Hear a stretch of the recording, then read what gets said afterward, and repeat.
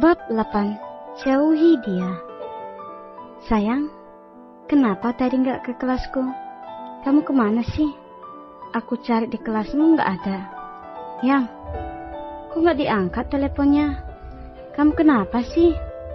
Reva membaca pesan-pesan dari Angel yang sejak tadi mencarinya.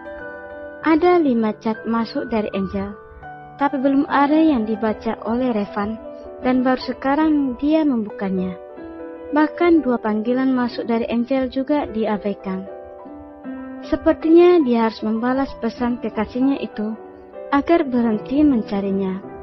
Kemudian dia memutuskan untuk membalas pesan dari sang kekasih. Aku lagi gak enak badan, sekarang lagi di ruang UKS. Sesingkat itu Revan membalas dan Angel sudah merasa lega. Istirahat dulu gak apa-apa. Sayang, aku juga udah balik ke kelas. Revan tidak membalas pesan itu, kemudian memasukkan ponselnya ke dalam saku celana dan menoleh ke arah samping di mana Vero juga sedang berjalan berbarengan setelah tadi sama-sama dari kelas Ara. Revan menghentikan langkahnya dan disusul dengan Vero yang juga ikut berhenti memandang Revan. Ver, jam ketiga gue izin gak masuk. Kepala gue pusing. Gue mau istirahat di UKS. Ucap Revan sambil menunjukkan wajah yang seperti sedang menahan kesakitan. Oke, nanti gue izini ke Bu Tika. Ya udah, gue duluan ke kelas. Kemudian Vero melanjutkan jalannya ke gedung sebelah karena kelas Revan dan kelas Ara berbeda gedung.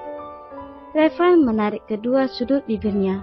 Kemudian dia benar-benar pergi ke ruang UKS yang berada tidak jauh dari kelas Ara. Entah kenapa sekarang dia sangat ingin tahu Ara sedang apa. Apa saja yang dikerjakan Ara di kelas. Revan duduk di ranjang UKS yang sedang tidak dijaga itu. Entah kenapa penjaga yang biasanya ada dan standby. Revan tidak mempermasalahkan. Cowok tampan itu mengambil ponselnya kembali, membuka aplikasi pesan dan melihat nama di daftar kontak. Gadis bodoh. Revan tersenyum sendiri jika membaca nama yang dia sematkan untuk nomor Ara. Tangannya tergerak untuk memencet tulisan chat, mengetik kata-kata, kemudian menghapusnya lagi. Reva menghela napas. Kenapa rasanya gugup seperti ini? Seumur hidupnya, dia belum pernah merasa gugup saat akan mengirim chat pada seseorang. Bahkan dengan Angel saja, Revan langsung mengirim apa yang ada di dalam pikirannya. Tapi, entah kenapa, dia merasa gugup saat akan mengirim pesan untuk gadis yang sudah ditolaknya mentah-mentah itu. Mungkin bisa jadi karena hal itu menjadikan Revan merasa tidak enak dan gugup setengah mati. Gue beneran udah gila, gumar Revan saat dia sudah berhasil mengirimkan pesan untuk Ara. Save nomor gue. Revan merasa hal itu sedikit berlebihan. Tapi setelah mengetahui bahwa memang nomornya tidak disimpan dengan Ara, membuat Revan sedikit kesal. Centang biru kedua. Sedang mengetik. Revan tersenyum dengan jantung yang sudah berdebar menunggu balasan dari Ara. Tapi sesaat kemudian senyuman itu memudar kala tidak mendapatkan balasan dari Ara. Bahkan saat ini dia sudah offline. Wah, parah nih cewek. Udah bikin gue jantungan setengah mati, tapi cuma ngeprang. Reva mengacak rambutnya frustasi dan dia merasa kesal karena Ara tidak membalasnya. Lihat aja, gue bakal neror Lora seperti dulu lo yang suka neror gue. Gumar Revan tersenyum sendiri. Dia pun memberondong chat up Faida untuk Ara. Tapi hanya centang satu. Revan mendesak kasar. Kenapa sekarang dia jadi gila seperti ini? Saat jam istirahat, Ara sudah tidak pernah ke kantin lagi. Setelah mendapatkan 100 soal matematika dari guru killernya itu, dia lebih menghabiskan banyak waktu untuk belajar memecahkan soal dari angka-angka yang membuatnya pusing itu. "Hai Ra, udah makan belum? Aku bawain bakso bakar kesukaan lu," ucap Vero, menyodorkan sebuah kotak bekal di hadapan Ara. "Makasih Ver, gue udah makan kok tadi," jawab Ara tersenyum. "Oh, bagus deh kalau gitu. Gue kira lu belum makan. Gue sekarang bawa bekal terus, Ver. Lumayan lah bisa ngirit," jawab Ara nyengir. Hal itu sukses membuat jantung Vero berdebar-debar. Belum selesai juga, Rah?" tanya Vero mengalihkan. Dia harus bisa mengontrol jantungnya saat ini. "Baru selesai setengah, padahal waktu yang dikasih Pak Ridwan tinggal seminggu lagi," jawab Ara lemah. "Lu gak mau sih gue yang kerjain? Pasti udah selesai dari sekarang. Kalau lu yang ngerjain tugas gue, itu sama aja, Fer. Lagian lu gue suruh ajarin gak mau." "Bukannya gak mau, Rah, tapi gue gak bisa kalau disuruh ngajarin gitu. Susah ngejelasinnya.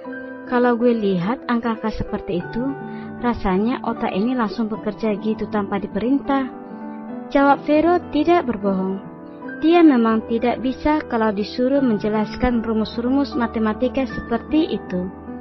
Tapi karena memang aslinya sudah cerdas, cowok itu tanpa kesulitan dalam menghafalkan rumus-rumus yang menjadi musuh Ara selama ini.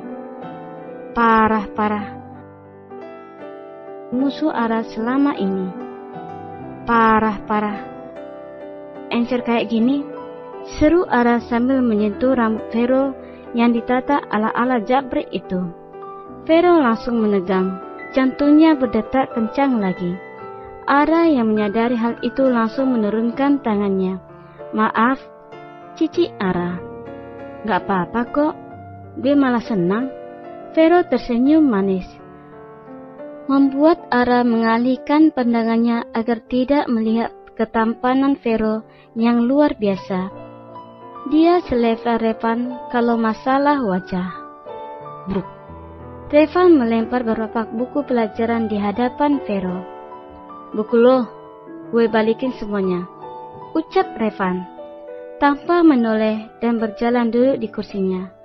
Vero menatap Revan dengan tatapan aneh. "Lo udah gak butuh ya? Ya udah, bilang makasih atau traktir juga boleh, Van." Vero berusaha bercanda, tapi Revan malas menanggapi sahabat baiknya itu. Apalagi setelah tadi dia melihat Vero dan Ara duduk bersebelahan di kelas dan terlihat bercanda bersama. Hal itu membuat Revan merasa kesal pada Vero. "Sepertinya akhir-akhir ini lo dekat sama Ara ya?" Vero langsung menoleh dan mendapati Revan yang sedang menatapnya dengan pandangan yang sulit diartikan. "Iya, gue emang sengaja dekatin Ara, biar dia gak ganggu lo lagi," jawab Vero terkekeh, berusaha membuat suasana tidak begitu tegang. Tapi memang suasana sudah tidak baik sejak Revan masuk ke dalam kelas dengan wajah yang kesal. Apalagi setelah melihat Vero dan Ara yang semakin terlihat akrab. "Sebaiknya mulai sekarang lo gak perlu dekat sama gadis itu." Vero mengerutkan keningnya. "Memangnya kenapa kalau gue dekatin Ara?" tanya Vero yang kali ini lebih serius. Revan bingung harus menjawab apa. "Ya, gak usah dekat-dekat sama cewek itu. Lo gak pantas sama dia," jawab Revan. "Apa motivasi lo berkata seperti itu, Van?" Kali ini suara Vero penuh penekanan. "Lo gak pantas sama Ara, karena dia itu cuman gadis bodoh," jawab Revan yang membuat Vero kali ini bungkam. Keesokan paginya, Ara berlari masuk ke dalam sekolah karena dia terlambat datang. Gadis itu harus sampai di kelas sebelum Pak Ridwan hadir. "Bruk, aduh, oi, lo halangi jalan gue, sakit nih." Ara menabrak sebuah punggung seorang cowok yang saat ini tengah menoleh ke arahnya. Sorry, gue bantuin lo berdiri. Cowok itu menyodorkan tangannya untuk membantu Ara berdiri. Tak perlu, Ara berdiri sendiri dan sudi kalau harus dibantu sama cowok yang tidak dia kenal. Gue Gilang, salam kenal ya. Gue murid baru di sini. Cowok itu menyodorkan tangannya kembali. Ara menatap cowok tampan itu. Kulitnya putih, hidung mancung, dan alis yang tebal. Sungguh makhluk Tuhan yang sempurna selain Revan.